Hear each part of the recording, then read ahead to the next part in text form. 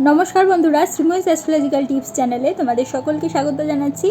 রবির মহাদশা এবং তার আন্ডারে বিভিন্ন গ্রহের অন্তর্দশা নিয়ে আমার বলা হয়ে গেছে। আশা রাখছি তোমরা সেই ভিডিওগুলোকে দেখে নেবে। আজকে আমি চন্দ্রের মহাদশা এবং তার আন্ডারে চন্দ্রের অন্তর্দশা যখন থাকে তখন আমরা কি ফল পেতে পারি সেই নিয়ে জানাবো। শুভ চন্দ্রের দশায় মায়ের কল্যাণ, ভূমি বৃদ্ধি, গৃহসুখ ও আরাম বৃদ্ধি অবশ্যই হয়ে থাকে এবং বিভিন্ন ধরনের শুভ কাজ হতে জীবনে দেখা যায়।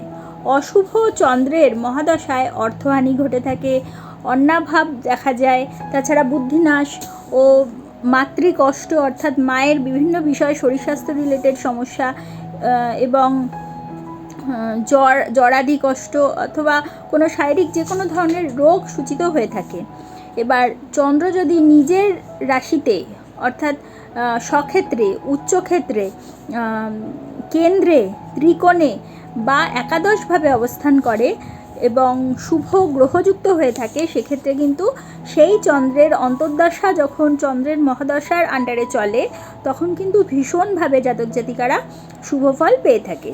এবার চন্দ্র যদি কর্মপতি হয়ে থাকে অর্থাৎ দশমভাবের লর্ড হয়ে থাকে বা দশমভাবে অবস্থান করে ট্রানজিটে এবং নবমপতি ও চতুর্থপতি যুক্ত হয়ে থাকে লগ্ন সাপেক্ষে, সেক্ষেত্রে কিন্তু অবশ্যই বলবান হয়ে থাকে এবং সেই যখন চন্দ্রের মহাদশা চন্দ্রের অন্তর্দশা চলে তখন কিন্তু বিভিন্ন ধরনের শুভ কর্ম, বাহন লাভ, তাছাড়া ধনধান্যাদি লাভ এবং বিভিন্ন দিক থেকে সুখ শান্তি পেতে দেখা যায়।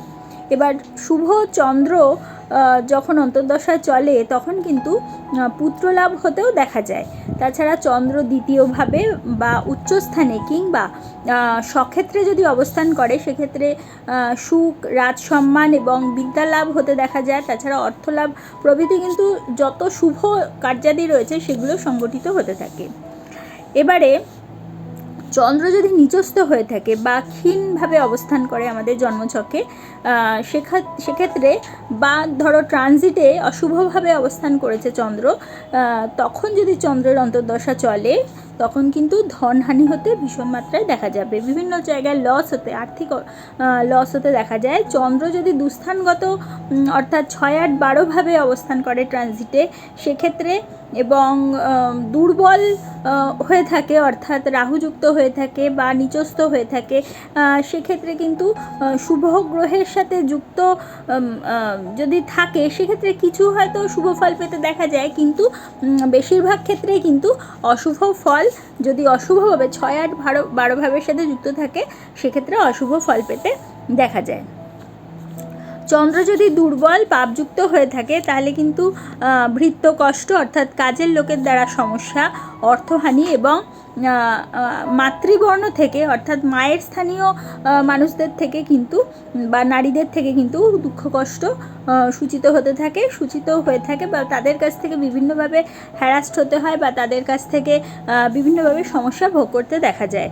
এবার জন্মকালে চন্দ্র যদি দুস্থানগতভাবে অবস্থান করে মানে 6, 8, 12ভাবে অবস্থান করে এবং দুর্বলভাবে হয়ে থাকে, পাপযুক্ত হয়ে থাকে, তাহলে কিন্তু সরকারি একটা নির্যাতন, মানসিক কষ্ট এবং অর্থহানি, তাছাড়া মাতৃক্লেশ এগুলো কিন্তু ভীষণ মাত্রায় অর্থাৎ অশুভ ঘটনাগুলো ঘটতে তখন দেখা যাবে।